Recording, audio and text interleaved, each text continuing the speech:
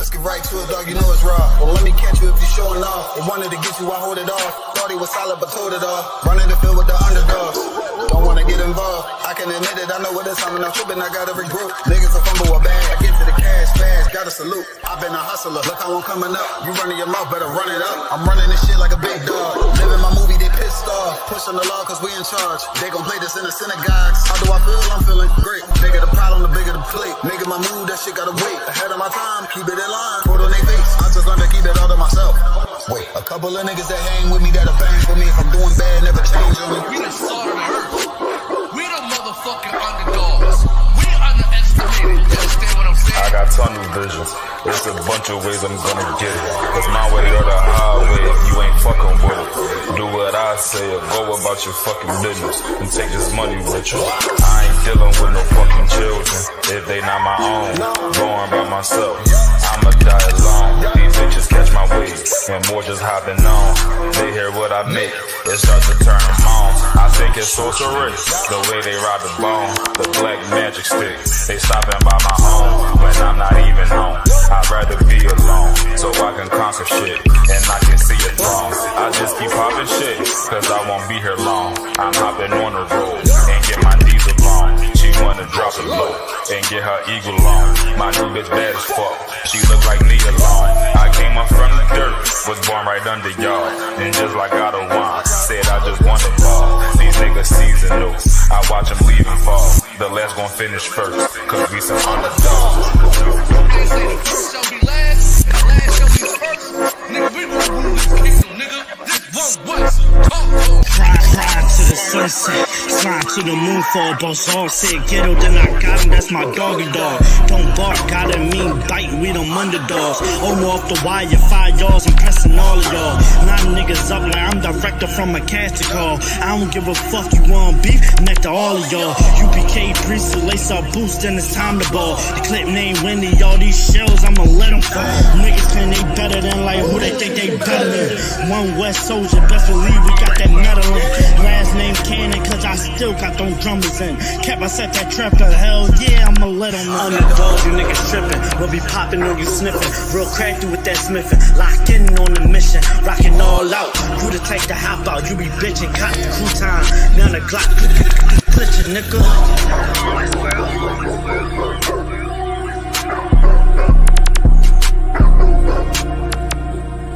Every dog has his day. This a Batman tune, I promise you. This shit lit, cuz. This shit lit, alright? Run that joint.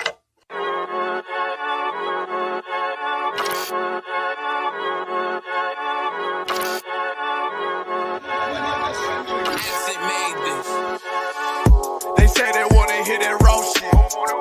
These niggas claiming that they bullshit. These niggas better move and coach shit. Cause if they make the wrong Where Eve did to Adam, I just pray my love don't lie to me. Swing the iron like stamps and I can't let no holder lie to me. I don't feel these rappers, all they lies is hypocrisy. Ain't no competition, ain't no rivalry. If you gon' represent, I said of course. Soon as they crank that beat, I ride that bitch just like a horse. She about to go dumb, yeah, bitch, me whole guard. Here come the bitch. Look, told them niggas get right or get limp. UPK, bad man, I pin to your flesh. Hellboy, rip the soul out of dead man. Shit.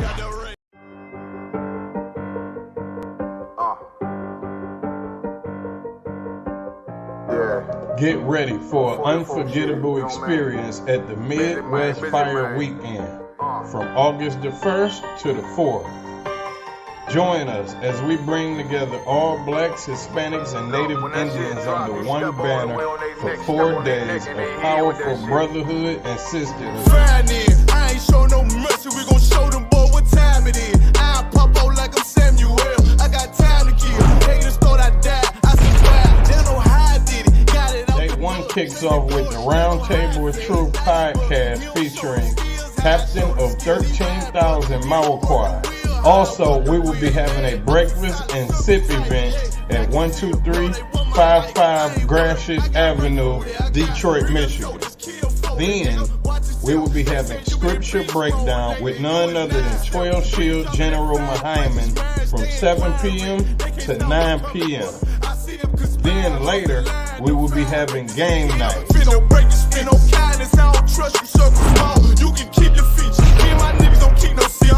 On August the 2nd, we will be having a street teaching and a food and clothing giveaway at the Detroit Transit Center from 10 a.m. to 4 p.m. Then you can join 13 Shield Commanding General YAHANNA for a powerful discussion. Are demons real and are they among us? From 7 p.m. to 9 p.m. After that, we will be having late night activities at our bar on 21530 Gratiot Avenue. On August the 3rd, we will be visiting the Charles H. Wright Museum from 12 p.m. to 2 p.m. And join us at the Action Impact Gun Range from 3 p.m. to 6 p.m. We having an album release party at Flood's Bar and Grill for none other than Captain of 13,000 of Clyde Albright. Then, last but not least, we will be having the 7th annual Midwest Barbecue at Chandler Park from 10 a.m. to 8 p.m. This is not like any other barbecue you ever been to. Bring your children, bring your family and friends. It's free food and it's a safe environment.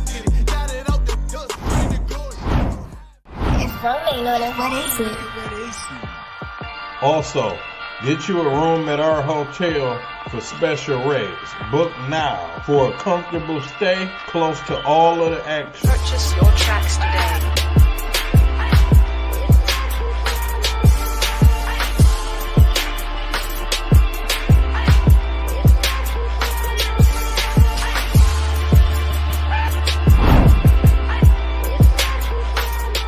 Support the Midwest Fire Weekend by donating to our GoFundMe. Visit the GoFundMe link in the description or scan the QR code to make a difference. Boston, it made niggas regroup. Had to shed light on the false image. UPK whole court. Now who the fuck won scrimmage to? We're getting ready to have a Midwest Fire Weekend. The I.S.U.P.K. Chicago coming at you once again to let you know about the Midwest Fire Weekend. Came to speak to you about some events we're having in Detroit, Michigan. Fire Weekend, Thursday, August 1st to Sunday, August 4th. Inviting all single blacks, Latinos, and Native American Indians to our Midwest Fire Weekend. And you know what it is. It's that time of the year again. It's the Midwest Fire Weekend, hosted by Captain 13,000 Mile Crowd, August 1st through the 4th. Real I.S.U.P.K. Kentucky here to invite every so-called black, Hispanic, and North American Indian to the Midwest Fire Weekend, Detroit, Michigan, August 1st through the 4th. Tune into the Midwest Fire Weekend from August 1st to the 4th. Don't miss out on this incredible event. Join us for the Midwest Fire Weekend from August the 1st to the 4th. Visit www.isupk.com or scan the QR code for more information.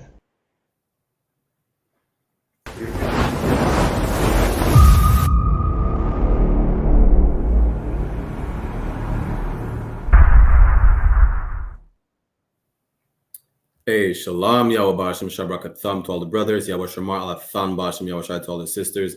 I'm Priest and Officer 500 Baraki Allah with the I.S.U.P.K, which stands for the Israelite School of Universal and Practical Knowledge, started out of 1 West 125th Street, Harlem, New York, under Commanding General YAHANNA.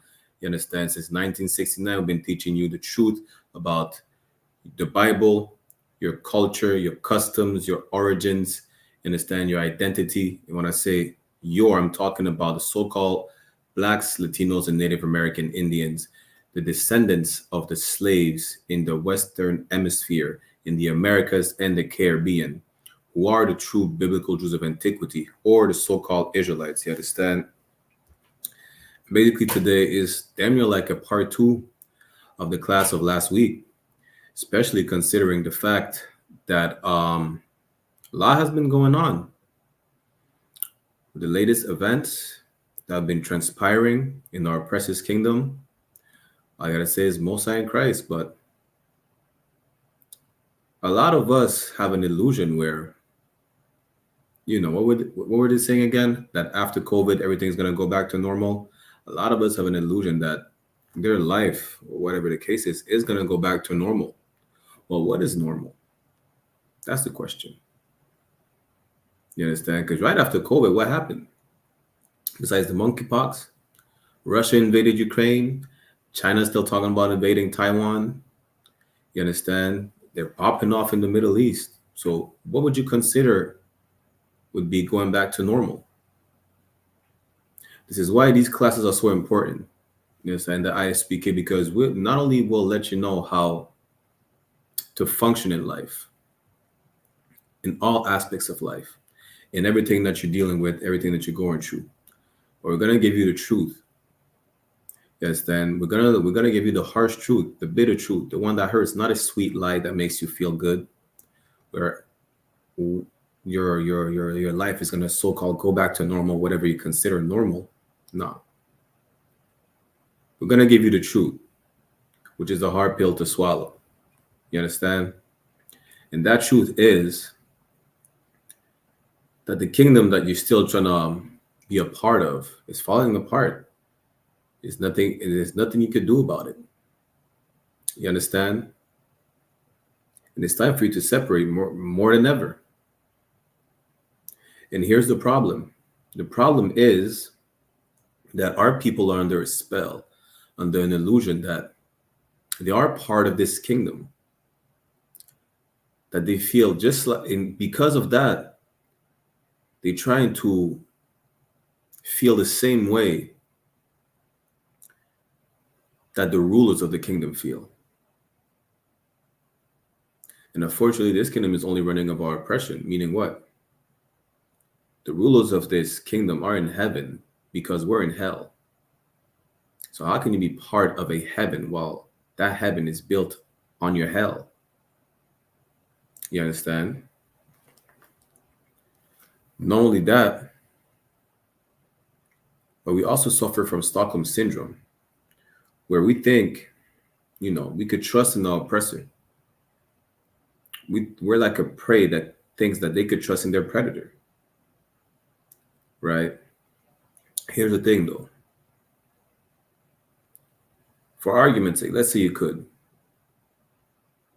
What makes you think that in this empire that we're in right now, in this kingdom, in this society that is falling apart, what makes you think that you're safe when the oppressor who's ruling this society or this kingdom is not? What makes you think that? What makes you believe that nothing can happen to you when someone try to dump Trump with the pump? You understand? Trump got shot in the ear and you still think that everything is okay? Everything's going back to normal? Think again. And here's the problem. Because you think that, because you trust in your oppressor so much because of the Stockholm syndrome and the spell that you're under, you can't realize that you should not even be part of this empire. You can't realize they're trying to be part of something that is destined to fail. And there's nothing you can do about it. You understand? And you putting trust in your oppressor, the moment you realize that that it is crumbling down and it's failing, you're gonna be confounded. You're gonna be confused, like, how can that even happen? We're in the greatest country in the world, we're in the greatest society. We're in Canada, we're in the UK, we're in France, we're in the US. How can something bad happen to us? Guess what? Y'all were saying the same thing during the Roman Empire, during the Greek captivity, during the Egyptian captivity, the Persian, the Babylonian captivity. Y'all cannot believe what's going on. It's happening again. It ain't nothing new under the sun. Trusting in your oppressor, you're going to be confused and confounded. That's it. Nothing more, nothing less. Again, we're live on ISUPK Montreal and Toronto on YouTube and Facebook, and Montreal on TikTok. If you have any questions, comments, whatever the case is, put them in the chat. SHALAM, Yam Yama, Yahweh Shema, Thabashim, Yahweh Shai, whatever, for tuning in. Right. Give me 1 second. Let me just show you some. Let's get into some precepts real quick. Then let me show you that what's going on, whether it's Trump.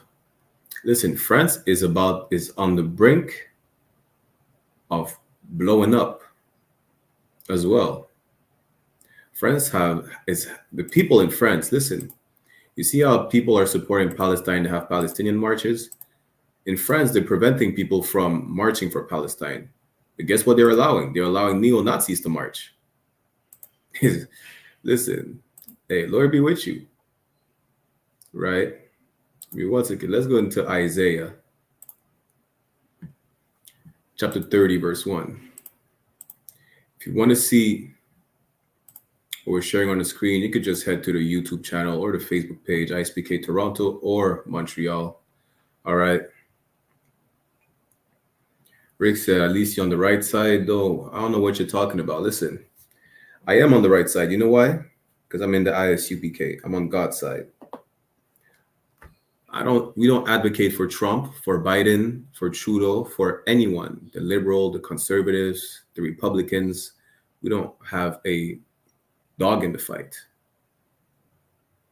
So y'all better get that misconception out of your cerebrum. All right. Let's go into Isaiah chapter 30, verse 1. Woe to the rebellious children, said the Lord, that take counsel, but not of me. Why? Because you don't trust in the Lord. You don't take counsel from the Lord. You don't listen or hearken to your God, which is the God of the children of Israel. You don't listen to that. You rather trust in Trump. Why? What did 50 Cent say? 50 Cent said, Trump is like a nigga. I'm just paraphrasing. 50 Cent said Trump is black and that he could relate to him. Why? Because he has felonies. Because he put out a shoe that looks like some type of golden Jordan. Now that he got shot, listen, 50 Cent is trolling like never before. Unfortunately, our people are so gullible, they believe that, you know what? You have felonies. You get shot. You're wearing sneakers, so we could relate. We could relate to you, or you're trying to relate to us. So you might be a little black. Believe it or not, Trump definitely secured a white vote. Trump definitely secured the black vote with that incident. He damn near secured his presidency. And if he did not, who cares? Again, we don't have a dog in the fight. The point is our people are so destroyed, they're gullible for everything, right? Let's read it again. Woe to the rebellious children. Woe, what it means, woe. Woe means death and destruction. It's going to be our destruction to trust in our oppressor or in anything but the Lord our God. Said the Lord that take counsel, but not of me. And that cover with a covering, but not of my spirit, that they may add sin to sin. What is a spirit? A spirit is a vibe, the vibe of the Lord, following the law, statutes, and commandments.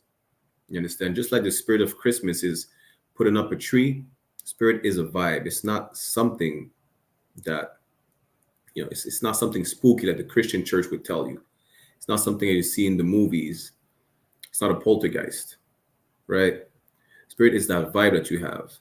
You understand? That spirit of Christmas. What else spirit you got? The spirit of the pride parade when you act like a sodomite down the street. That's the spirit, is the vibe that you have, the vibe that you adopt. What is the spirit of the Lord? It's following the law, statutes, and commandments, doing the work of the Lord. That's what it is. Right?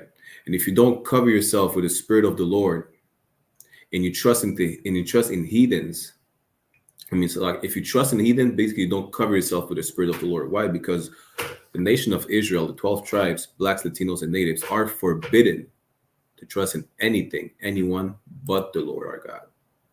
You understand? Let's go to verse 2. That walk to go down into Egypt and have not asked at my mouth. Why you don't ask at the Lord's mouth? Because instead of listening to the Lord, instead of seeking counsel, instead of asking him anything, you walk down into Egypt. What's Egypt? Egypt is the house of servitude, your captivity. You walk down to your oppressors. So you rather listen to your oppressor than listen to God. Imagine, right, that you have parents, right? You have a father. He's bringing you up the right way. But in school, especially today, they're teaching you about alternative lifestyle, and little boys can be little girls and vice versa.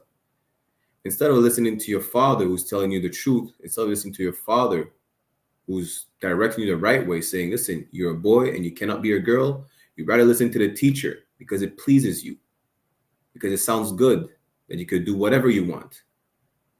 And that's what it's talking about. Instead of listening to the Lord, to his counsel, you'd rather walk down to Egypt and listen to whatever sounds good to your ears. To strengthen themselves in the strength of Pharaoh and to trust in the shadow of Egypt. You rather trust in that teacher telling you that you could be a little boy or a little girl and change sex than listen to your father telling you you can't do that. You're born a boy. You'll grow up to be a man. There's no such thing as switching because whatever they teach you in the schools. You cannot identify as a cat. You cannot identify as a giraffe. You can't. You understand? You're a little boy, going to grow up to be a man. You're a little girl, going to grow up to be a woman. Right? Don't trust in the shadows of Egypt. Don't trust in your oppressor. Trust in your father. Trust in God. Trust in the Lord. Verse 3, it says what? Isaiah chapter 30, verse 3, therefore shall the strength of Pharaoh be your shame, and the trust in the shadow of Egypt your confusion. Listen, this empire is coming down, and when it does, you'll be ashamed of yourself, because you're going to realize that, listen, you made a mistake. Just like Martin Luther King realized the mistake he made and he was ashamed of himself for lusting after disgusting white women, you will be ashamed of yourself the same way, because you will realize that you set yourself up for failure, for trusting in your oppressor instead of trusting in the Lord, for following Christianity, Islam, Buddhism, Hindu, whatever religion you adhere to, whatever people you follow, gathering with heathens instead of gathering with your people. You understand? You'll be confused because you don't think that anyone could have done anything to the so-called great kingdom of America, the great country of America, the land of the brave and the free. What about Canada? The melting pot of the Americas. You're going to be confused when all these race wars and civil wars pop off, because like, damn, I thought we were going back to normal after COVID. Trump getting shot in the face is normal today. You understand? World War III is normal. This is the new normal. We're not going back to where you're going to be able to do whatever you want to do with no consequences. This is the new normal. There's nothing you can do about it. This empire is coming down. And instead, to prevent you from feeling ashamed and confused, come sit in these classes. We're going to let you know, we're going to give you that knowledge that you lack, that you should not trust in these oppressors. You not trust in these heathens. You should not trust in your enemies. Point blank. The Bible tells you that. When it says to love your enemies in the New Testament, it's all about context. You don't understand that enemy is telling you to love. It's talking about Haitians loving Dominicans, Crips loving Bloods. It's talking about us loving each other instead of killing each other. It's not talking about loving white people. You understand? Ecclesiasticus, was it 12 and 10? Let's get it, as a matter of fact. Tells you not to trust in your enemy.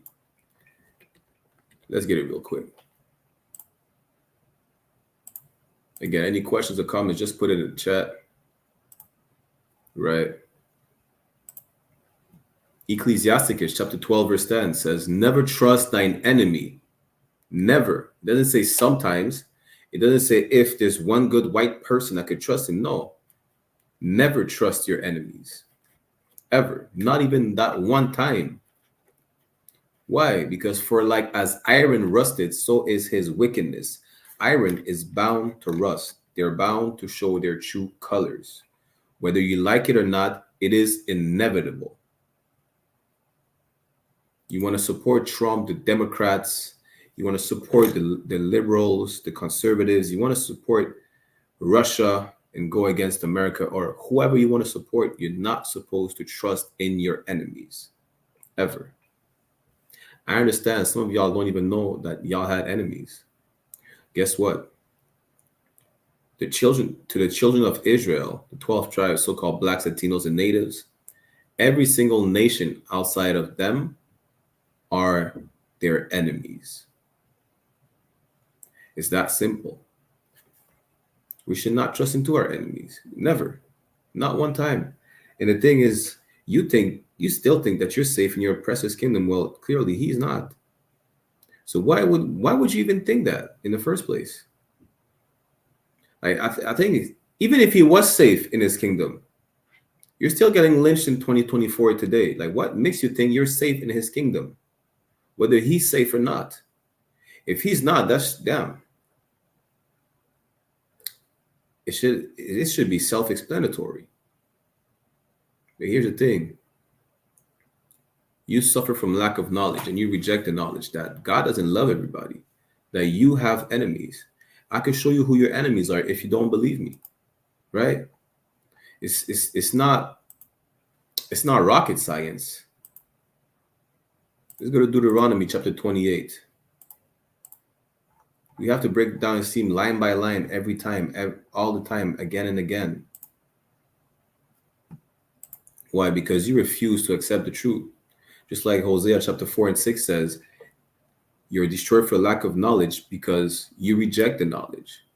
You reject the fact that you have enemies. You reject the fact that God doesn't love everybody. You better believe in a sweet lie. God loves everybody. What's the song with Michael Jackson? We Are the World. It sounds stupid. You understand? We are the world. We are the children. Why don't you sing that over there in Palestine and in the so-called land of Israel, talking about we are the world and we are the children? Why don't you do that?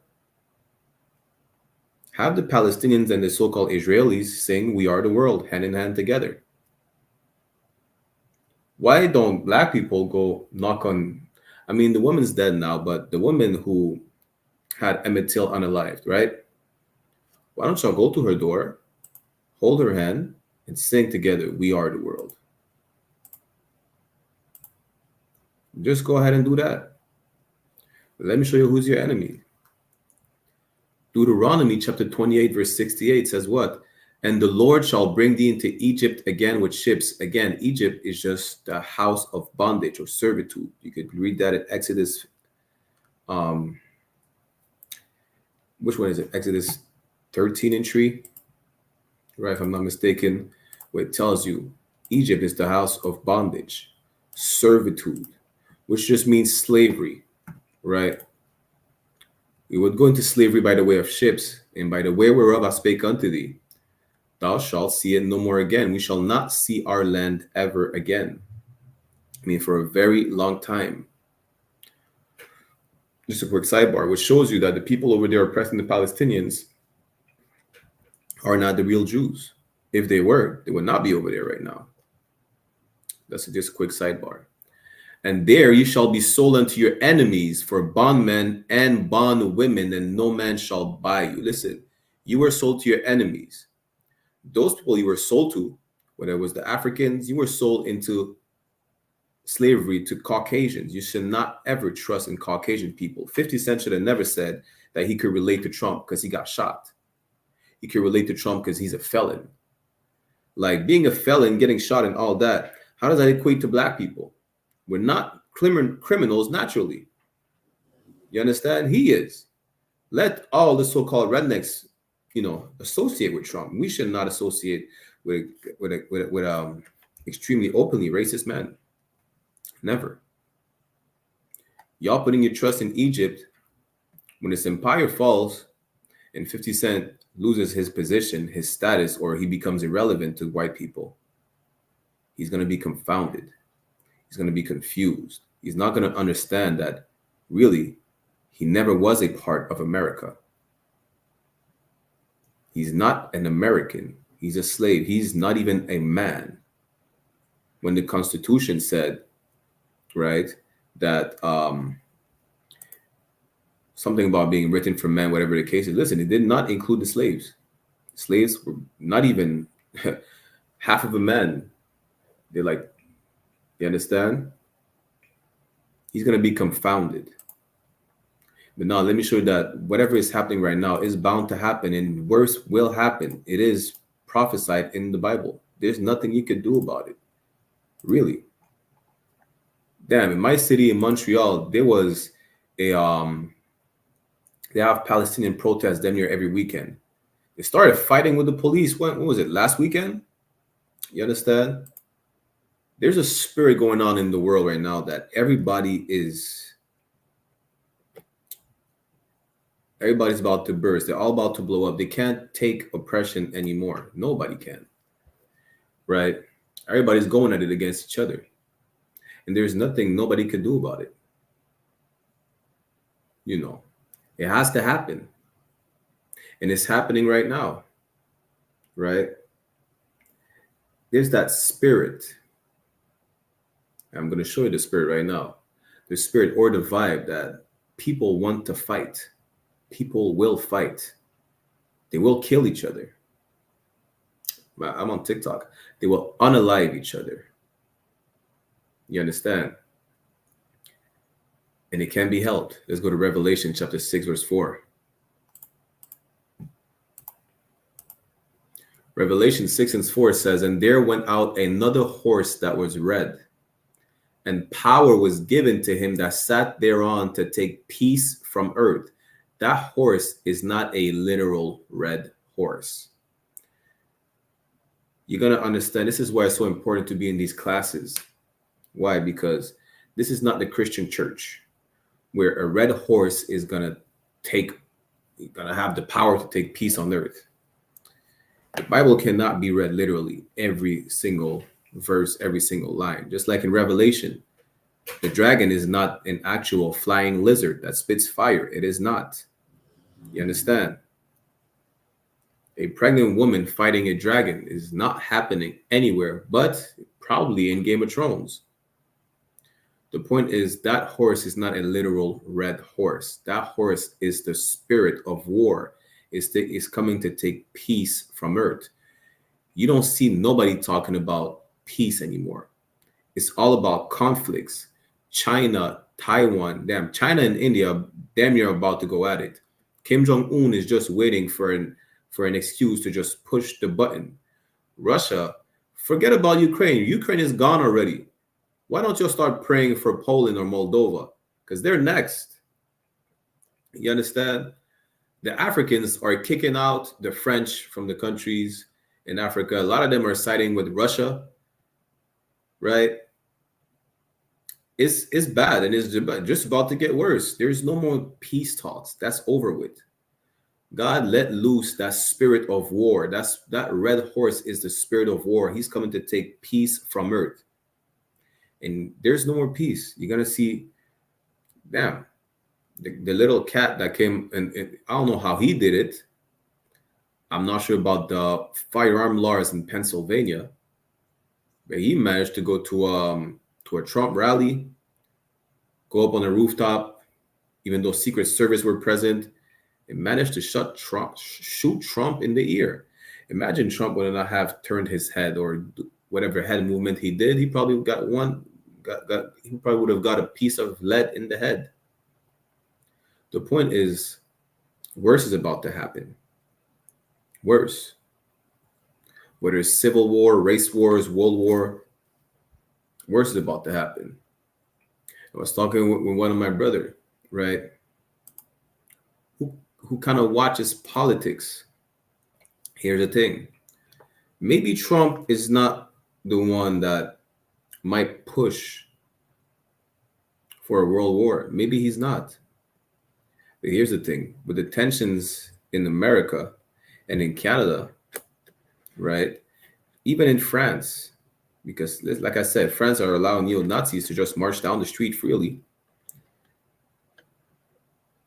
These countries are really, it's like I said, I'm not here to speculate, but it seems like they're more inclined to go towards a civil and race war.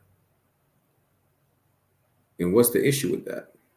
Or how is that relevant to a world war? The thing is that their enemies are going to see them having internal conflict. I'm going to see them weak, which might still push to a world war.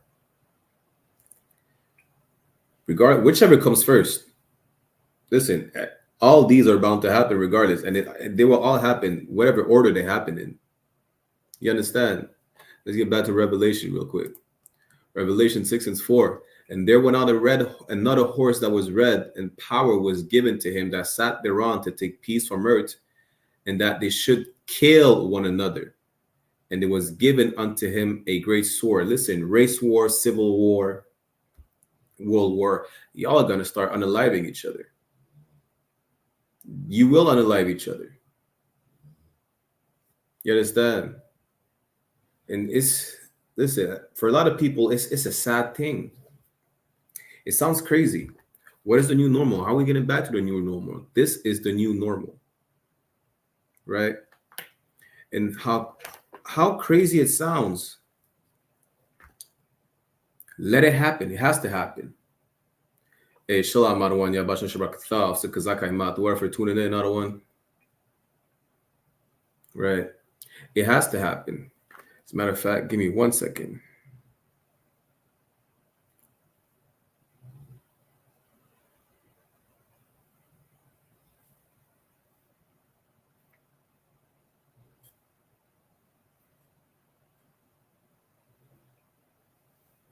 I have to shed a light to my brothers real quick. It has to happen. This is our job. It's our job to let you know what has to happen. It's our job to let you know what you could do about it. It's a very tedious job because y'all are really hard-headed. But because you're hard-headed, does that mean that we're just going to stop doing it? No. We have to do it regardless. You understand? If we were to stop because we hate our people, but we don't. We love our people to the fullest. That's why we tell them, listen, y'all need to change before it's too late. Y'all need to gather together before it's too late. Worse is about to happen, and there's nothing you can do about it besides come into the UPK, change in your life, change in your ways. Stop being a criminal. Stop being a whore. Do not get yourself incarcerated. Y'all about to get drafted, and then what are you going to do about it? Go get unalived for a people that doesn't give a damn about you, that would unalive you anyways by their own hands? Good night. Lord be with y'all. This is the book of 2nd Ezra, chapter 15, verse 16. Let me show you what will happen. Let me show you what happened. You understand? At the Trump rally. Let me show you what happened. When was it? Last year or a year and a half ago when they killed a little Arab in France? 2nd Ezra 15 and 16, which is happening also in the islands from time to time because it's stealing our land in Martinique and Guadeloupe. For there shall be sedition among men. What is sedition? Who knows what are seditions? Anyone who's tuning in, who knows what does it mean? Who knows the definition of sedition? Let me give y'all 15 seconds.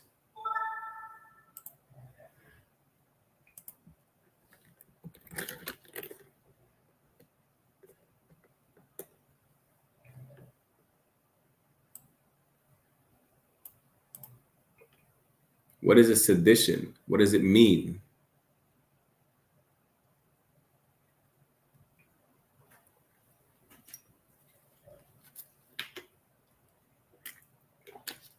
Sedition, right, for time's sake, according to the Oxford Dictionary, is a conduct or speech inciting people to rebel against the authority of a state or monarch. Sedition, in other words, just means civil war. That's what it means. That little white boy that came to unalive Trump, listen, that's what it is. That this is an example of sedition among men. When they unalived that little Arab dude in France, when the police unalived him, good night. France, Paris was on fire. The capital of Martinique was on fire because they're stealing our land, and they know they're doing it shamelessly, right? The people are tired of it. Imagine slave revolts. Slaves are so tired of getting unalived, lynched, getting their legs, arms, appendages cut off. They had to revolt. The people could just take so much until there's going to be no choice but to revolt, but to rebel, even if it's against their own government. 2 Ezra 15 and 16. For there shall be sedition among men, and invading one another. They shall not regard their kings nor princes. Who cares if Trump was running for presidency? Who cares if, listen, people in France did not care about the mayor. They rammed a car in the mayor's house last year. They did not give a damn about nothing. People in my city were fighting the police last weekend. Literally. Downtown, they were fighting the police because they're trying to protest for Palestine. Nobody is going to regard authority anymore.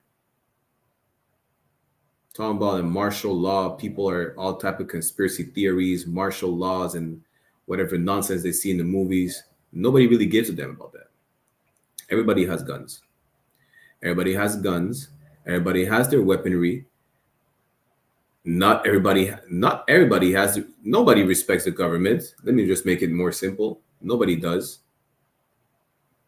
It's not going to matter whether you're police, whether you're a prime minister, whether you're a president. Nobody is going to care. They shall not regard their kings nor princes, and the course of their actions shall stand in their power. You think he's not taking? Listen, of course he was unalive, but I think people are not going to take accountability for what they do. You think they care about getting unalived by the police, unalived by the secret services, unalived by Putin himself? They don't, really. They don't care. Nobody is going to care anymore. So now that nobody cares about the structure of the empire, which is protecting the oppressor and the ruler of this empire, what makes you think that you're protected, that you're safe in his empire when clearly he's not? Again, there will be a civil war. They're going to go at it against each other. They already hate you. So what makes you think that they're going to love you when they go at it against each other? You think it's going to, you're going to be off the radar? You're not going to be the focal point anymore? They're going to hate you regardless. And the worst part about it is that you're going to be forced to pick a side. That's actually, I'm not going to say the worst part. That's the best part about it, which is subjective, because now it comes to what side will you pick? And you cannot be neutral. I'm telling you right now, there ain't no such thing as being neutral. This is not Switzerland. Even Switzerland will have to pick a side. There's no such thing as being neutral. You're going to see for yourself. It's just a matter of time. Let's go to Matthew chapter 6, verse 24. Let me see where you're going to have no choice but to pick a side. Right? Hey, y'all give me 1 second. Babakusha.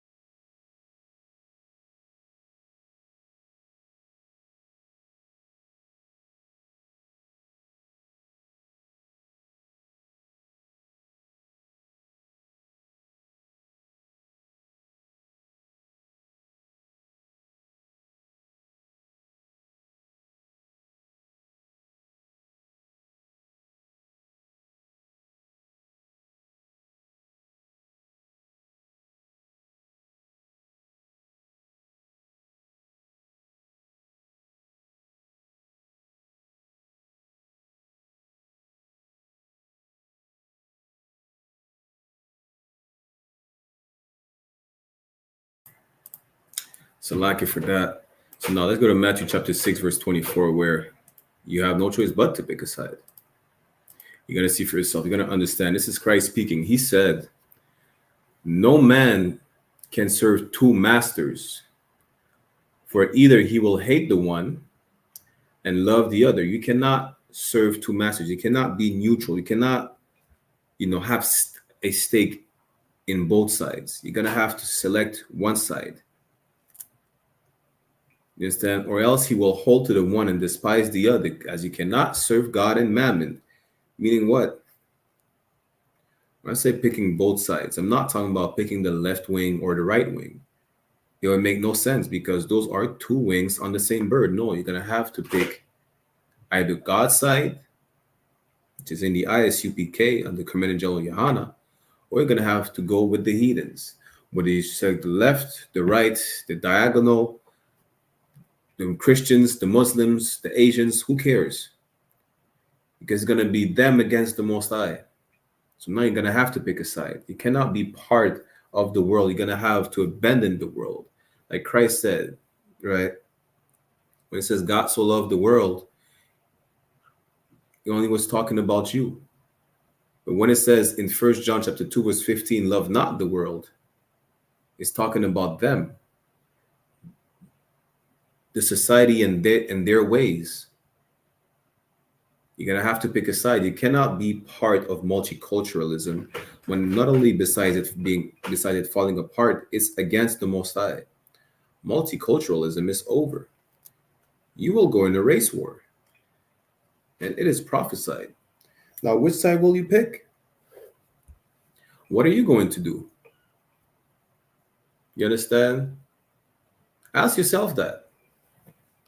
And this is why these classes are so important, because we're letting you know that, listen, the Bible is not a religious book, and it relates to all facets of life and all the past, current, and future events that will unfold.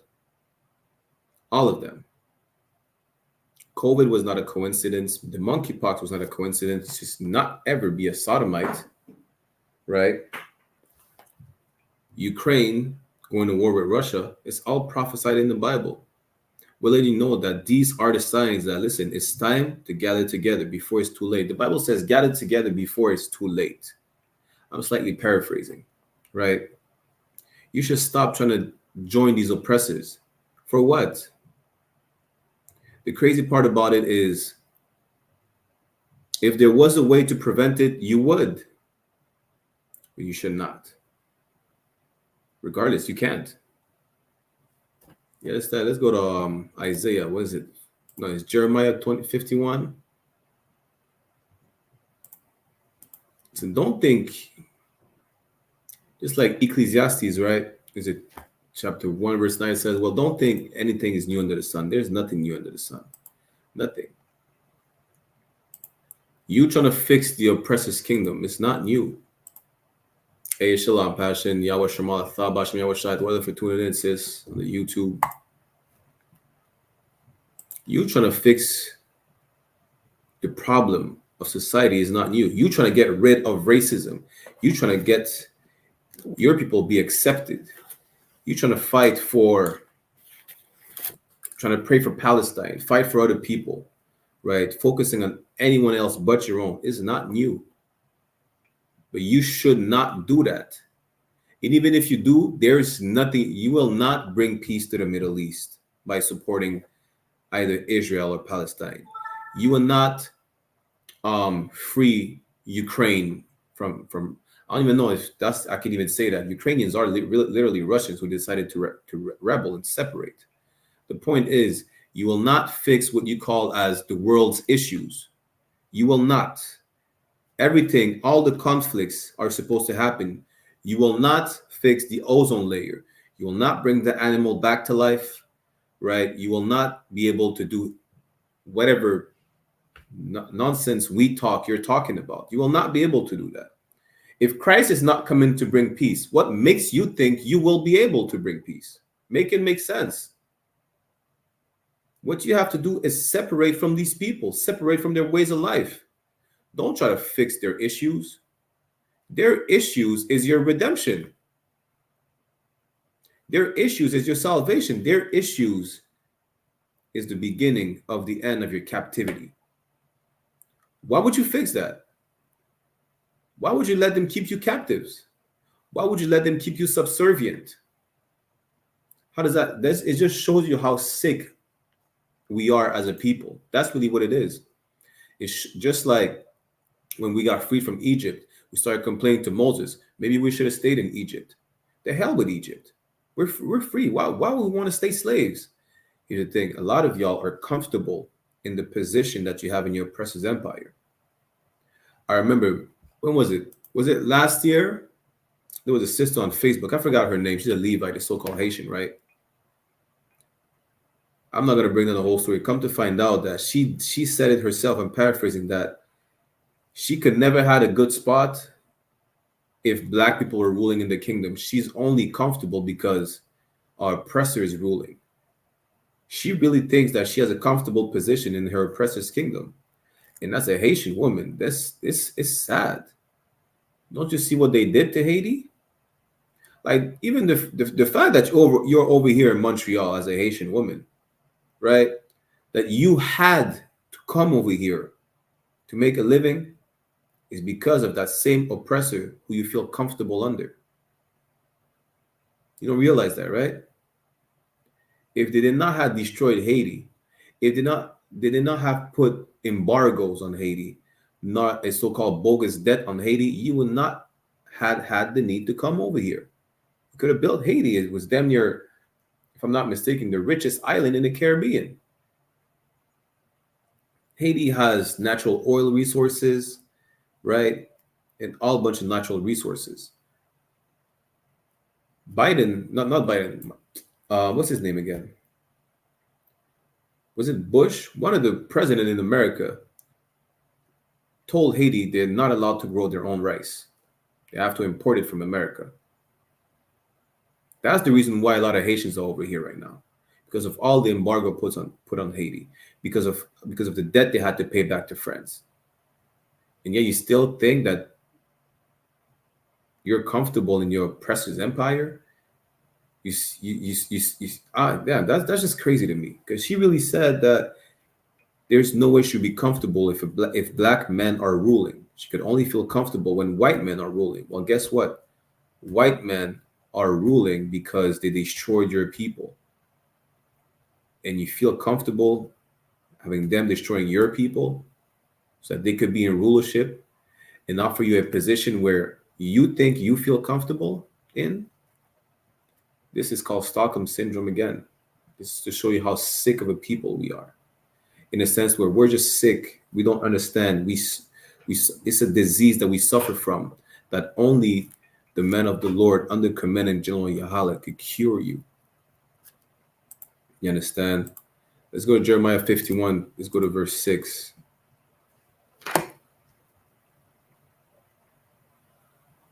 So we recognize Haiti as a distinct, unique people. Of course, they're distinct and unique people. You know why? Because they're part of the 12 tribes of Israel, who as a whole are a distinct and unique people, the only special people on the face of the earth. Right. Jeremiah chapter 51, verse 6. Flee out of the midst of Babylon. What does it mean to flee out of the midst? Flee out of the middle of it. It doesn't talk about physically. You want to know how it doesn't talk about it physically? It's not literal, again, because Babylon is not. Listen, the Babylonian Empire was the Middle East. You understand? That's what the Babylonian Empire was. That's how you can't read the Bible literally in a literal sense. Flee out of the midst of it. Where are you going to go? To the right of it? To the left of it? When it says flee out of the middle of it? No. It's talking about spiritually. Leave everything behind. Leave all those disgusting things that society offers you. Canada legalized weed since what? 2018, 2017 on a national scale. Vancouver and British Columbia, damn, on the west coast of Canada, decriminalized damn near all the drugs. You're allowed to carry cocaine. You won't go to jail if you have crack on you, methamphetamines, crystal meth, pills, fentanyl. You will not go to jail. You understand? You will not. And this is the lifestyle that Babylon offers. This is the culture, the custom they have that you adopted from Babylon. Spiritual Babylon, which is America and its allies. America, Canada, it's all the same. It's America. Consider America as the capital of sin. Then you have the neighboring cities, the neighboring territories like Canada, France, UK, is the oppressor's kingdom and the lifestyle that they offer you, the custom that you adopt from them. When it says flee out of the midst of Babylon, abandon those customs, abandon those lifestyles. Every single thing in this oppressor's kingdom go against your customs, your culture, your moral code, the Bible, your God. Flee out of the midst of Babylon. That's what you need to do. And deliver every man his soul. Be not cut off in her iniquity. Why? Listen. How could you put it? You will. This goes hand in hand with Revelation 18:4, right? Which we're going to get just now so you could understand. Shofel said, were you born Jewish? I was not born Jewish, and I'm still not Jewish. I don't know what the hell you're talking about.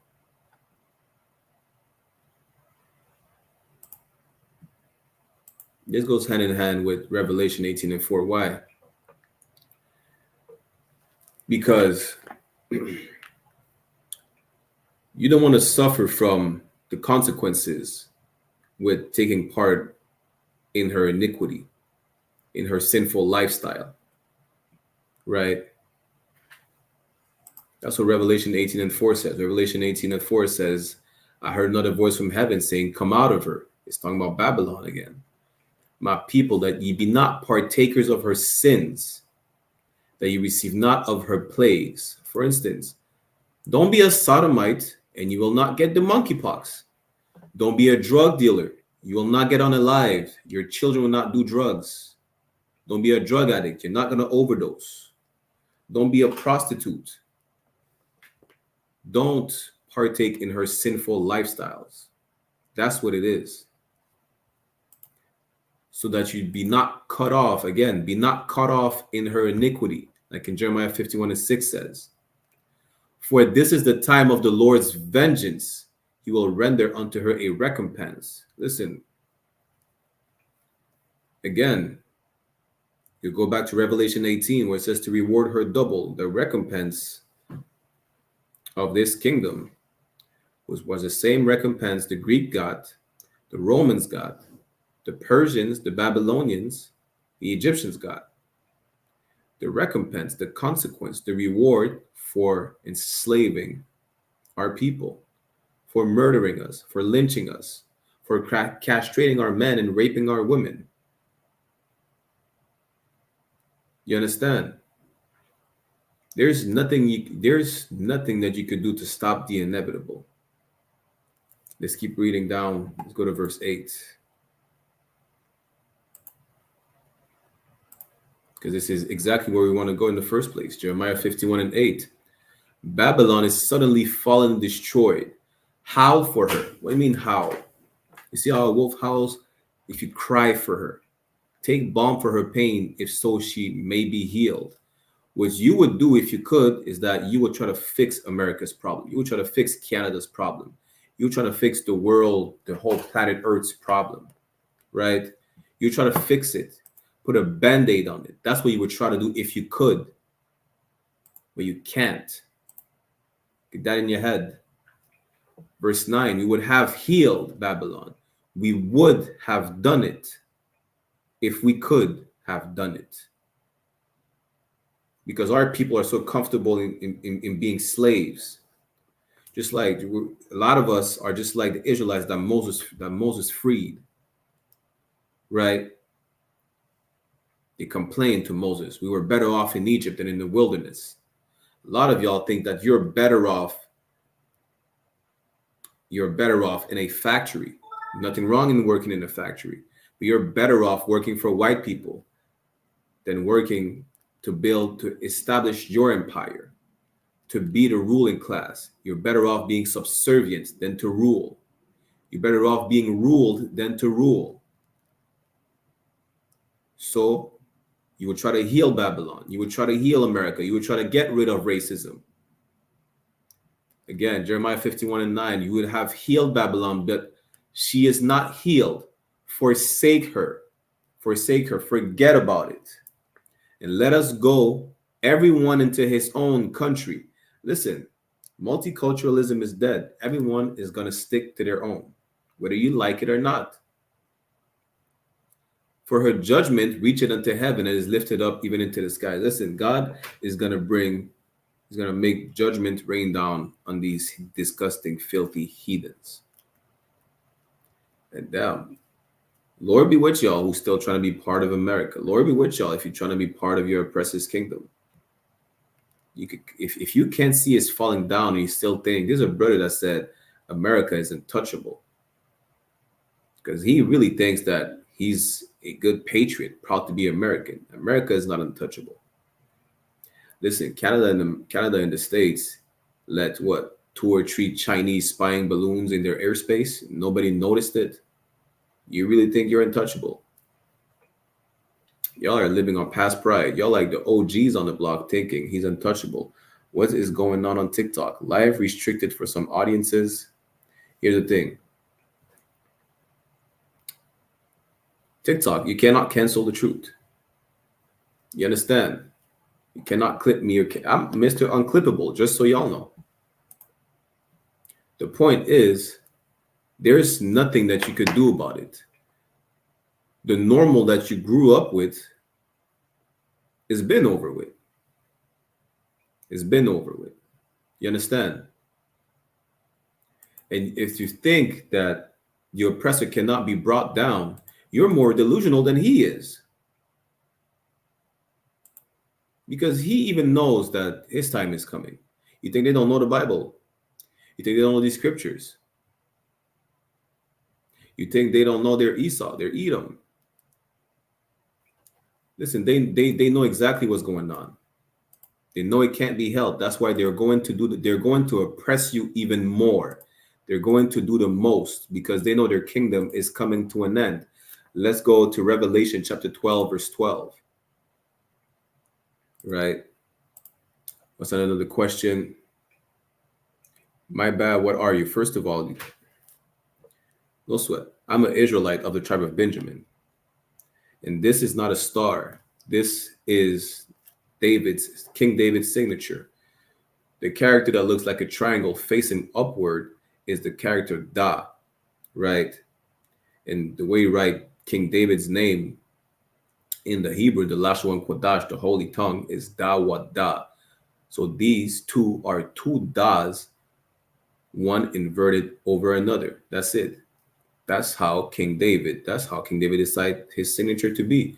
You see, back in the days when you would sign a official document, for instance, you would pour some molten wax on the document, and it needed to be official from, a king, an emperor, whatever the case is. They had a ring, just like the one I have, with their signature on it, or the insignia, and they would press that insignia on the document. So if you had a official document from King David, this is the sign that you would see. This is not a star. Star is a ball of gas, or it's a metaphor for, a celebrity, for instance, right? That's what a star is. But this is not a star. This is the shield of David, the Magan Dawada. For the people on YouTube, I was addressing a question on TikTok. But now, let's go to Revelation 12 and 12.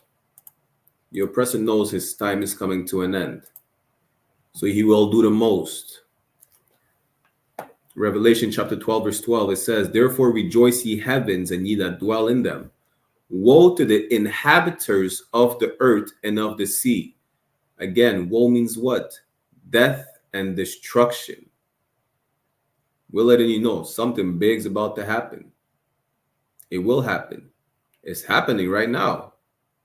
But it will be on a larger scale that is happening. Listen, the war is not going to be just Russia and Ukraine. Moldova, get ready. Poland, get ready. Listen, Taiwan, y'all better enjoy those chips that you have on your phone. Y'all better enjoy all this. Taiwan is going to become China again. Listen, Kim Jong-un, again, he's just waiting to press the button because he knows he will do it. He just can't press it too early, but he knows one day is going to come where, he can't wait to press the button. His button finger, he wants to press the button. The trigger finger, he just wants to press it. That's it. Therefore rejoice, ye heavens, and ye that dwell in them. Woe to the inhabitants of the earth and of the sea, for the devil is come down unto you, having great wrath, because he knoweth that he hath but a short time. Again, you know what? Next week we're going to give a full breakdown of what I'm going to make a tape so that you understand that the devil is a man. The devil is not a red, what you would consider a red demon with hooves and the forked tail and the pitchfork on the ground, trying to poke you with a pitchfork for eternity if you're a sinner. No, the devil is our oppressor. He is the Caucasian man and their women and their children. This is who the devil is. This is who the devils are, right? And the devil coming down unto us with great wrath is because they're going to oppress you even more than he's oppressing you right now. They're going to do the most. Why? Because he knoweth that he had but a short time. He knows what's going on. He knows his empire is falling, that he even can't help it. They know they're going to war. They know they're not going to win the war. They're too prideful to admit it, though. So they're going to do the most. They're going to pretend like nothing happens. Damn, they're having the Olympic Games in France right now. Not right now, but they're about to have it. Listen, it would not be too far-fetched if something happens over there. I'm telling you right now, it would not be far-fetched at all if something happens during the Olympics in France. Especially considering that all the Africans are tired of French people. All the Arabs over there are tired of the French. Damn, don't ask me. I'm tired of the French for very obvious reasons. The point is, it wouldn't be too far-fetched that something happens over there. You're not even going to be able to enjoy the Olympics. Again, who cares about the Olympics? It's not for us. It was never meant to be for us. The point is, you're going to be even more oppressed than you are right now. And you'll never bow down and admit that, no, not you, but the oppressor will never bow down and admit that, you know what, our time is coming to an end. Let's just let it happen and free the slaves. They're not going to do that. They're too prideful for that. You understand? They're too prideful. They can't. It's in their nature. Just like Pharaoh was too prideful to just release the Israelites right away. God had to kill all the firstborns of Egypt. And even then, he's still trying to chase us down until Moses split the Red Sea and drowned the Most High drowned the Egyptians. Now imagine how prideful Pharaoh was. Imagine the current oppressor that we have today. Have a bigger sense of pride than Pharaoh when we were slaves in Egypt. Imagine that. Let's go to Obadiah chapter 1. Right. Let's go to verse 3. It's talking about Edom. The pride of thine heart hath deceived thee. Why? Because, again, the kingdom is coming to an end. They know it. They will not admit it. Listen, have you heard America said that they're at war? Have you heard Canada say they're at war? They're doing military drills every now and then in my city. Why? Aren't we at peace? Why are you doing military drills in the city? Why did you reenact the draft in America? Listen, y'all so comfortable, y'all can't even see the most obvious signs.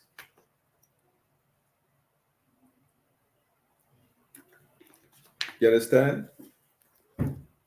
Because you think that you're part of the oppressor's kingdom, you just give yourself the liberty of thinking like an oppressor, which you really can't.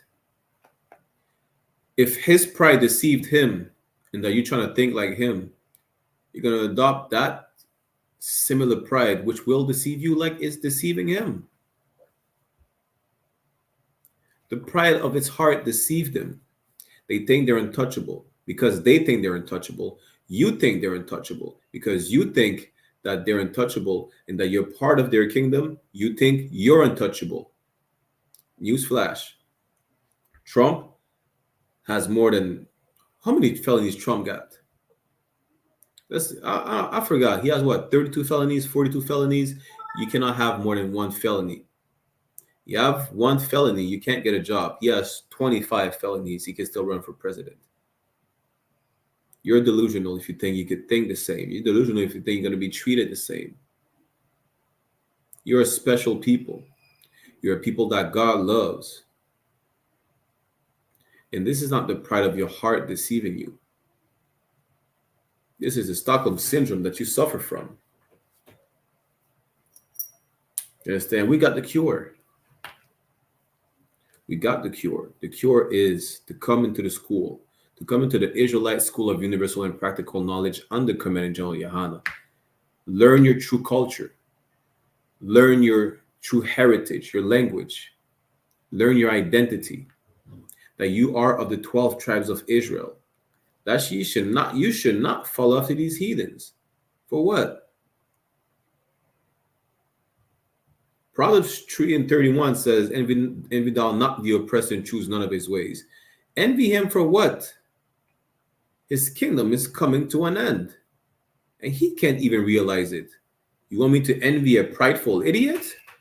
How does that make sense? Like, imagine that. You want to envy a delusional, prideful idiot. Damn. This is who you want to model yourself after? I don't. Personally, I'd rather be called crazy and a cult leader modeling myself after the men above me under Commandant General YAHANNA than trying to model myself after an idiot who can't even fathom the fact that his empire is coming down and is going to be turned to dust. The Caucasian empire is going to be dust in the wind. And this is who you want to model yourself after. You know, when people say, you know what, they're conceding, they know they lost the fight, there's no hope, you know, someone who realized, listen, I can't fight that person. I'm 4'5". This person is 7 foot tall, built like Goliath. This nigga built like Mike Tyson in his primes, 6'5", 7 foot tall. You're 4'5". That's America thinking, you know, they could take on everybody. It's not gonna happen. You're not gonna be able to do anything. Living on old pride, like the OGs on the block, you're gonna realize that there's always someone tougher than you. When it comes to America and all the heathens, they're gonna realize that God is the toughest. That's it. Imagine going at it against each other. Now you're trying to fight God. This is you. Imagine you siding with the people who can't win a fight. Talking about bringing a knife to a gunfight. Lord, listen, whatever weapons you bring against the Lord, that's even worse than bringing a knife to a gunfight. You understand? But you still decide to associate yourself with these oppressors. When again, we just read where you have to flee out of the midst of Babylon, abandon them, remove yourself from them completely. If they call you to get drafted, just say, hell no, go to jail for 2-3 years. Who cares? You're going to go to jail regardless at some point. You're a drug dealer, you're going to go to jail.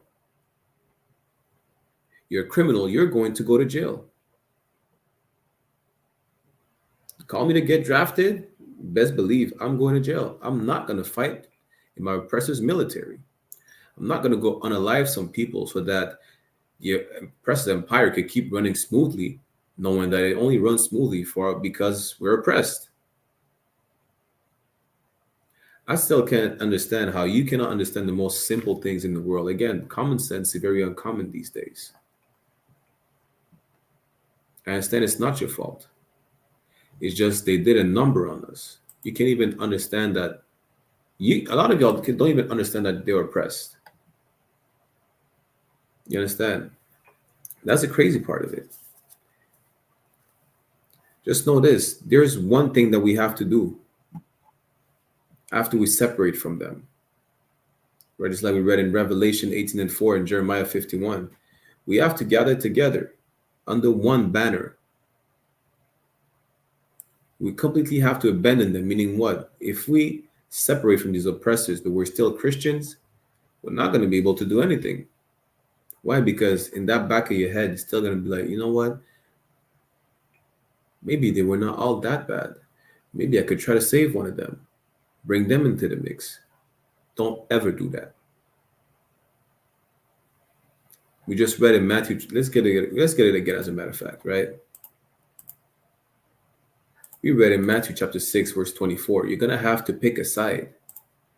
You're not gonna be able to do any sort of compromise ever.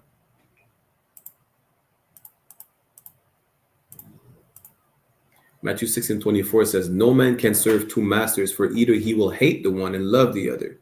You're going to have to abandon every single ideologies from this kingdom, including Christianity, including God loves everybody. Because you're going to compromise the safety of your people for letting whatever heathen you feel like letting in our circle. First of all, you're not going to let in any heathen in the school. That's strict. Even if you try, you know what you're going to be compared. You know you're going to be comparable to. You're going to be just like Lot's wife. Why? Because while you have to separate from them, you're gonna turn around, try to grab their hand, try to go save a heathen. But just like she turned around, was turned to a pillar of stone, you gotta turn around and you're gonna die. That's what's gonna happen. You're gonna turn around, looking back, trying to save a little white girl, trying to save a little white baby, trying to save your best Chinese friend, your Chinese best friend, and you're gonna die. You're not gonna have the leisure to be lukewarm. We never had the leisure to be lukewarm in the first place. This is one of the reasons why we're in the conditions that we're in right now. Because we're trying to serve two masters. We really can't. It's not possible. You cannot go left and right at the same time. You can't. You cannot look forward and look back at the same time. It's literally impossible. Matthew 16:24 says, "No man can serve two masters, for either he will hate the one and love the other." Listen, if you turn back, keep that in mind. We're going forward. We're separating from these heathens. If you think that you're going to be able to save that little white girl, and you turn back, you're literally turning your back on us. Keep that in mind. When looking forward, you can't look back. Once you look back, you turn your back on the people that really matters. You will hate the one, which is the people that really matters, which is your people, and love the other, which is the little white girl you want to save. That's what will happen. You understand? You think that little white girl will ever do that for you? Never. Let's go to Zephaniah chapter 2, verse 1. For time's sake.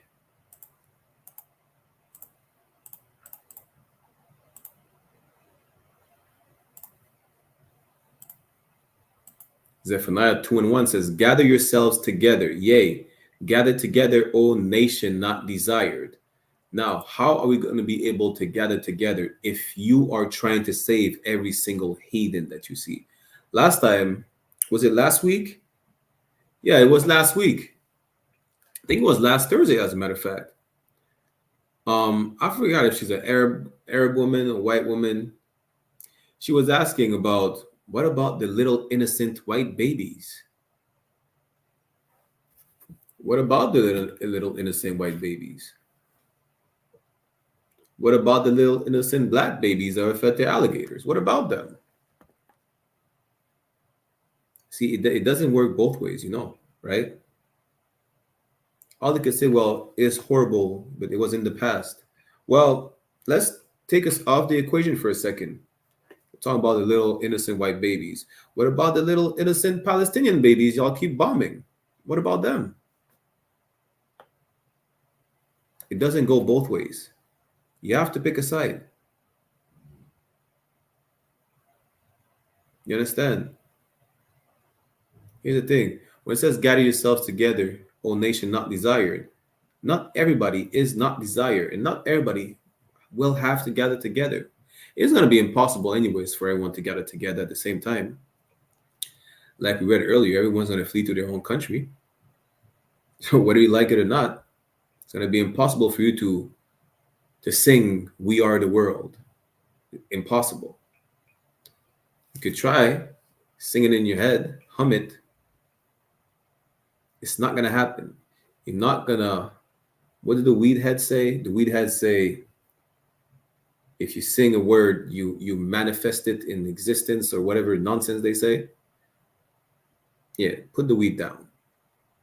It's not because you sing "We Are the World" that multiculturalism will be alive forever. No, it's done. It's done. It's talking about the people. It's talking about the number one people deported in Canada. This is who the nation is not desired. Who are these people? Jamaicans. It's talking about the people that they're not talking about, that they make suffer because they cannot afford to let them complain about the living and working conditions over here in Canada. They can't. Why? Because they let them in illegally. And here's the twist. We let you in illegally. We oppress you. We torture you. We make you suffer. You can't complain, or we send you back to Mexico. We send you back to Guatemala. This is what's happening in Canada. This is who's a nation not desired. Emmett Till is of the nation not desired. Akaya Girl is of the nation not desired. Corin Gaines is of the nation not desired. How you know? What heathen nation ever spoke about our people being unalived like that? Talking about, well, pray for Palestine, pray for the Afghanis in Ukraine. When have they say, they need justice? When have they ever said, from the river to the sea, free Haiti? You understand? This is who the nation not desired is.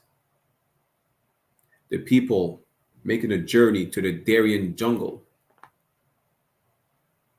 This is who the nation not desired is. You understand? Like the people that they don't show you in Argentina or in El Salvador. The indigenous and black people of Latino America. This is who the nation not desired is. This is who has to gather together. The 12 tribes, so-called blacks, Latinos, and Native American Indians. And the only place where they do that is in the I.S.U.P.K under Commanding General YAHANNA. Because, listen, let me show you real quick.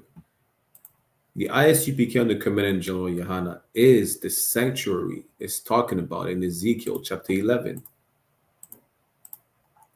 That sanctuary is that safe haven, that safe place, right?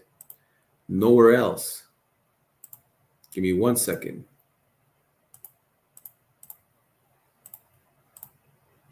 Ezekiel chapter 11, verse 16. Therefore say, thus said the Lord God, although I have cast them far off among the heathen, which is when we were spread across the four corners of the earth, because we decided to follow the heathen, and as a punishment, we went to slavery and were scattered across the four corners of the earth, just like some of us are in Australia. Dennis Rodman has families everywhere around Asia. Who knows? Thailand, Philippines, who cares? The point is, we're scattered across all the four corners of the earth. And although I have scattered them among the countries, yet will I be to them as a little sanctuary in the countries where they shall come. What's that sanctuary? That sanctuary is every single everywhere we are, everywhere there's someone of the ISUPK, there's that little sanctuary available for brothers and sisters under Command and Joel YAHANNA. You understand? There's a brother in Honduras. Yeah, there's a school in the UK. There's an officer of 50 in South Africa. Where's the other brother? There's a brother. Is in Guatemala? I forgot. There's a brother in DR. There's a brother in Puerto Rico. There's a brother in Haiti. There's Officer Abada one, Officer Kayad one in Jamaica. There's school in Trinidad, Officer Sawapiala.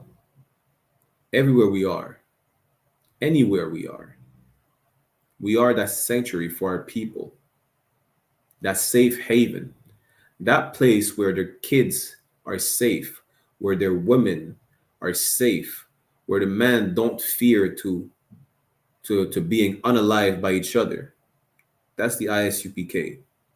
This is the place where so-called Blacks, Latinos, and Native Americans are able to gather together and dwell together in unity, on one accord, having the same mind, same spirit. You understand? Let's go to Philippians. Because you can't dwell together.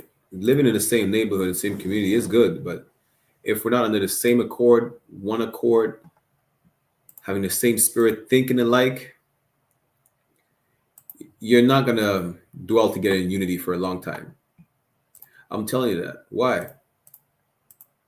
Because some of them are going to be Christian. They're going to cook breakfast for everybody instead of putting beef bacon. They think that laws are done away with. They're going to cook with pork bacon. Who knows? A lot of y'all are still going to be Christians and sodomites and adulterers and whores. If you're not under the same mind, the same spirit, on the one accord, you will not be able to dwell together in unity. Not ever. It says Philippians chapter 2, verse 2. Fulfill ye my joy, that ye be like-minded, having the same love, being on one accord, being of one accord, of one spirit. It's like of one mind. Thinking alike, being on the same wavelength. That's what it means. It's good to be, listen, Black people live amongst each other all the time. They do. In every ghettos, they live amongst each other. But they can't succeed. That community always fails. Why? Because nobody's like-minded. Nobody's in the same accord. Nobody's in the same spirit. Nobody has that one mind. You know, this is our issue. In the only place where we have that one mind, that we're like-minded and that we love each other all the same, is in the ISUPK, the Israelite School of Universal and Practical Knowledge. Again, under Command and Joel YAHANNA, the man who never compromised the love for of his people, for his people, to be comfortable in America. And unlike you who want to model yourself after a delusional oppressor who doesn't know that who will not recognize that his kingdom is fallen, I rather follow in the footsteps of a man that will never compromise the safety or the love of his people, for his people. A man that will never compromise his integrity. I'd rather do that. I'd rather do that than follow a lunatic thinking that he's untouchable. I'd rather do that thinking than joining an oppressor who's not even safe in his own kingdom. Like, how does that even make sense? I'd rather do that than be confused and confounded when I realize that, damn, maybe I should have just followed in the footsteps of Command and Joel YAHANNA. Maybe I should have been a trooper, officer of 50, 500, and so on. Maybe I should have stopped eating pork.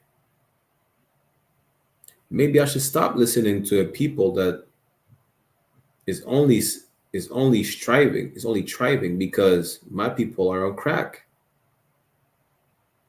Maybe I should stop blaming my people. Maybe I should stop blaming the culprit. Who's the culprit?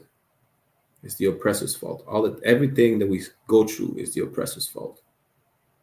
Just keep that in mind. The next time you stub your toe, it's the white man's fault. You understand? Make it easy for yourself. Everything that we go through is our oppressor's fault. You have a cavity you can't take care of, it's your oppressor's fault. He may go into the dentist so expensive. The point is, everything we go through is our oppressor's fault. So why follow after the person who's responsible for your condition, for your living condition that you're in right now? Why follow after the people who destroyed Haiti? Why follow after the people who destabilized Latino America? Like, how does that make sense? This the issue. This is why, again, it's so important to be in these classes. Not because we're going to it's not about just talking some sense into you. It's just, we're telling you the truth on all aspects of life. Everything that's wrong in your life, whether it's your relationship, whether how to conduct yourself, how to not be a criminal. Make you understand that sodomite spirit you have on you is a result of, either abuse or being, what's the word again? Being conditioned to where you think it's normal to be unnatural like that. That multiculturalism ideology, it's all a lie. The Christian church tell you, yeah, God loves everybody and we are the world. The Bible, God flooded the planet for interracial relationships. Damn, the kingdom was split because Solomon decided to sleep with rat eaters and Africans and white women. The church won't tell you that. Matter of fact, let's go to Romans chapter 1.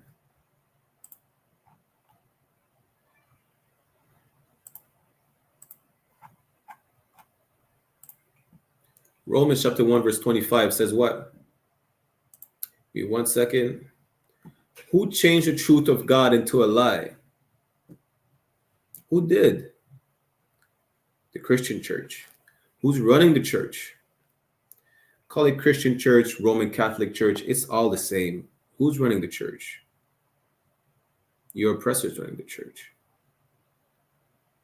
The church is the house of white supremacy. And who changed the truth of God into a lie? They did. Your oppressor did. And they made you what? And worshipped and served the creature instead of the creator. Listen, you should reject every ideology you adopted from these oppressors. You should reject all the sinful lifestyles that you adopted from these oppressors. You understand? Reject the church. Don't go to church no more. Or the next time you go to church, ask your pastor. Ask your pastor about multiculturalism. Ask your pastor about coming together. Ask him. Ask him, what does it mean? Ask him who changed the truth of God into a lie. Do that. Ask him. And let's see what he tells you. You understand? Again, what makes you think you're safe in this oppressive kingdom when the oppressor who's ruling the kingdom is not safe himself? And knowing that the kingdom is coming to an end and that your kingdom will be established forever, why still continue to be part of the kingdom that's falling down when yours will be established and will never fall down? Why not want to be part of the kingdom that will last forever? Why not? Because a Christian church told you that God loves everybody. Because they changed the truth of God into a lie. That's why. Because you want to be as prideful as your oppressor is, not knowing that his pride deceived them. You understand? Hey, Janice, Adolphus, Shalom, Yahweh Shebrakatha, Yahweh Shema Tha Bashem Yahushai. Why for tuning in? Hey, Shalom, Susie from Guadeloupe. La classe est en anglais, mais si tu as des questions, tu peux quand même les poser pareillement. You understand? Here's the thing. The kingdom is falling. There's nothing you could do about it. You cannot heal it, right? It will happen. It has to happen. This empire needs to come to an end. In order for, for argument's sake, you see when I told you earlier, you want to sing "We Are the World" and bring peace to the planet. Peace will not come to the planet if you're not ruling. It will not. People are crying right now. Why? Why are people crying right now? Because the wicked is in rulership. Proverbs 29:2, when the righteous are in authority, the people rejoice. That's us. We are the righteous. When we're in authority, the people will rejoice. Why? There's not going to be any genocide anymore. You think we're going to start committing genocide when we're in rulership, like the people who are ruling right now? No, the people will be happy that they're under us. The people will rejoice that they're under us. We're not going to start bombing countries on the pretense that they have weapons of mass destructions and then turn around and say, well, there was no weapons of mass destructions and joke about it on live TV. We're not going to do that. We're not. We will rule righteously. When the righteous are in authority, the people rejoice, but when the wicked beareth rule, the people mourn. Every single nation, we can even read that in Obadiah, right? Verse 2, chapter 1, verse 2. Every single nation, all the heathens are tired of the white man. In Obadiah chapter 1, verse 2, it says that they are greatly despised. Why do you think that? They go to the Middle East and they impose American culture. They go to Australia, they commit a genocide, and they call themselves Australian. They go to Korea, they destabilize Korea, and they're mad at Kim Jong-un, calling him all type of name because he said, I'm not bowing down to America. Every single nation despises these people. People mourn because they're in rulership. But when we're in rulership, the people will rejoice. Tears are going to dry. Because there are not going to be any more cries anymore.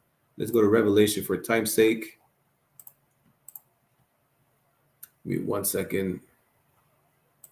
We'll grab Revelation 21, verse 4, and Isaiah chapter 14. We're going to end the class, and we'll be back next week. Isaiah chapter 14, start at verse 1, where it says, for the Lord will have mercy on Jacob and will yet choose Israel. Again, we are the chosen people. And set them in their own land, and the stranger shall be joined with them. They shall cleave to the house of Jacob. The strangers is talking about these heathen nations. They will cleave to us, right? This is if you want integration, this is the integration that you want. But it's all about context, right? So let's give you the context of that type of integration. Isaiah 14:2, and the people shall take them and bring them to their place. It's going to be, everybody's going to have a spot in the kingdom, right? And the house of Israel shall possess them in the land of the Lord for servants and handmaids. These people, all these heathen nations, will rejoice for being our servants and handmaids. They will be glad that we don't feed them to gators like they fed us to gators. They'll be glad. Why? Because unlike the Caucasian man who raped our men, women, and children, we can't do that. We're not going to do that. They'll be glad that they have a righteous slave master. Yes, they will be our slaves, and we will be the masters. They will be glad that they have righteous people ruling over them. And they shall take them captives whose captives they were, and they shall rule over their oppressors. They'll be glad that we're ruling over them. They will rejoice. They're going to have a party for having a righteous master over them. They're going to understand, like, damn, this is not what we went through 1,000 years ago. Look at his last precept, Revelation 21, verse 4. And God shall wipe away all tears from their eyes, and there shall be no more death, neither sorrow nor crying, neither shall there be any more pain.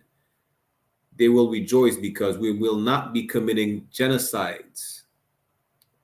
We will not be going to a country saying, listen, y'all need democracy. We will not start a war on drugs. We will not start a war on terror. Every nation tears are going to be wiped away. When we will rule righteously. You want peace on the planet Earth? Here's how you could achieve peace on the planet Earth. There needs to be a change in rulership. That's what needs to happen. Peace on the planet Earth will not come with the current rulership that we're in. You understand? Revelation 21 verse 1. Let's go up a bit. And I saw a new heaven and a new earth, for the first heaven and the first earth were passed away. There was no more sea. What is it talking about? It's talking about the change in rulership. And as we read in verse 4, the tears will be wiped away. The tears will dry. People are going to stop crying. There's not going to be any more wars. There's not going to be any more mass genocide, right? We're not going to have genocidal maniacs in our ranks. We're not going to have that. There's not going to be rapes. There's not going to be children going missing every day. There's not going to be people overdosing every day. It's not going to happen under our rulership, because when the righteous are in rulership, the people will rejoice. All manner of sin like we have today that is normal is not going to be like that in our kingdom. With that said, I'm going to end the class right here. We're going to be back Monday for a history class on ISUPK Montreal, Martinique, Haiti, France. Tuesday for the Brotherhood class in French. Wednesdays, we have the law class by Officer Adayar in French. Thursday, again, we have the Brotherhood class in English. And as of next week, we will start our Lashuan Kodash classes in French as well. With that said, don't forget we also have the Midwest Fire Weekend Cookout from the 1st to the 4th of August in Detroit, hosted by Commanding General YAHANNA, Captain 13,000 Mawaquad, and Captain 10,000 Hadar Yala. With that said, we're going to end the class right here, get the security announcements, and we'll see you next week, Israel. Shalom.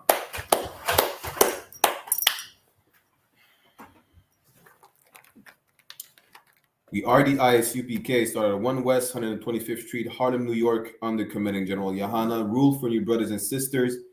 When a new brother or sister comes into the school, they're off limits for 6 months. They're to be saluted only. They're here to shed themselves of the world.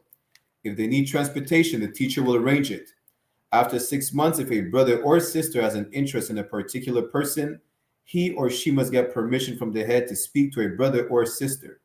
There's another 6 months in which the brother and sister will court each other. After the 6 months period, the brother and sister will get permission from the head to marry, TITHES, which is a commandment.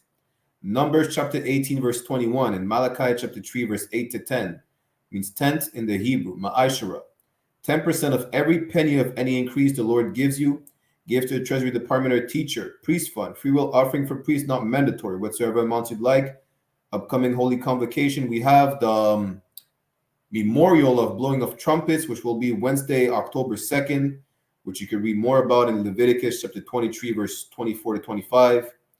Reminder to all Akim and Akwatian to check the bulletin board in the hallway of the school if they have a physical location. And if anyone wants to be a trooper in the school, to start wearing all black boots, shirt, pants, headband, and scarf. With that said, we'll give a courtesy salute to the brothers and a courtesy salute to the sisters.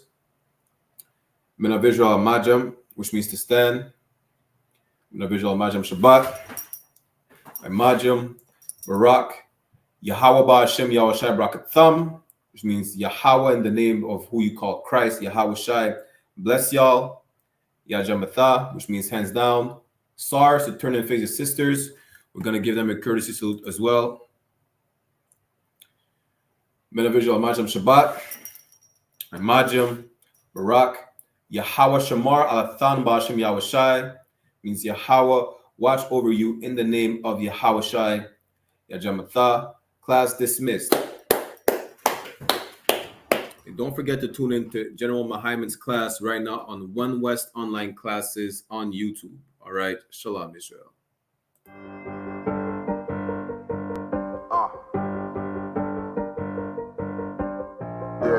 Get ready for an unforgettable experience at the Midwest Fire Weekend from August the 1st to the 4th.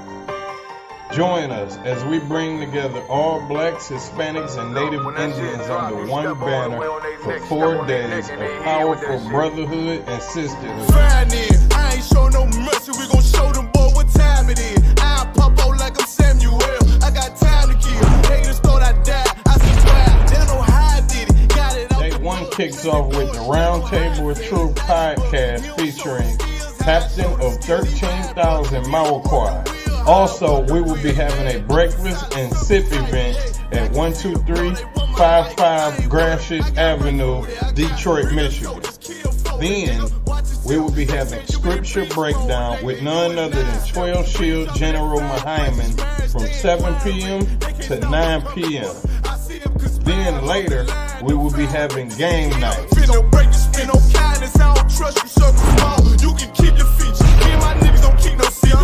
On August the 2nd, we will be having a street teaching and a food and clothing giveaway at the Detroit Transit Center from 10 a.m. to 4 p.m. Then you can join 13 Shield Commanding General YAHANNA for a powerful discussion. Our theme is real and are they among them? From 7 p.m. to 9 p.m. After that, we will be having late night activities at our bar on 21530 Gratiot Avenue.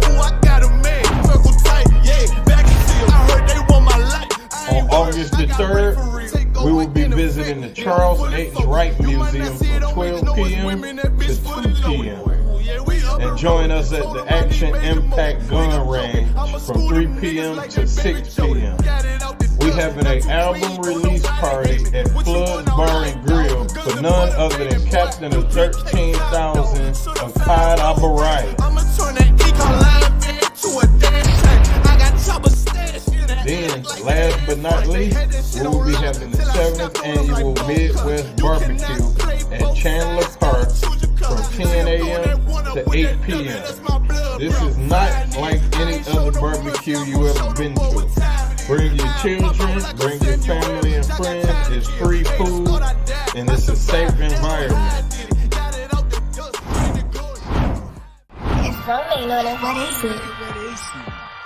Also, get you a room at our hotel for special rates. Book now for a comfortable stay close to all of the action. Purchase your tracks today.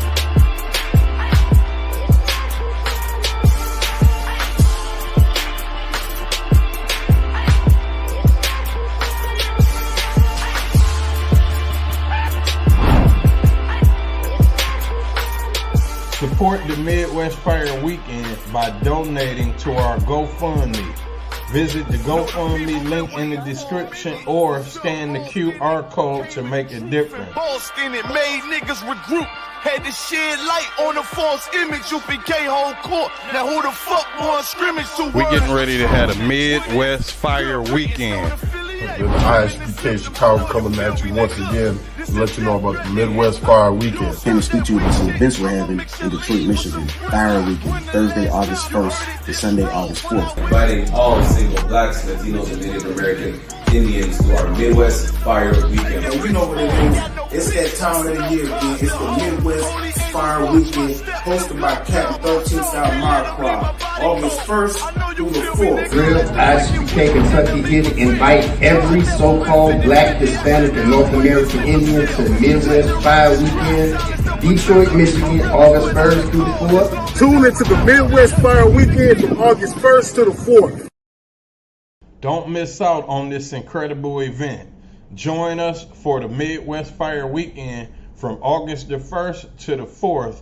Visit www.isupk.com or scan the QR code for more information.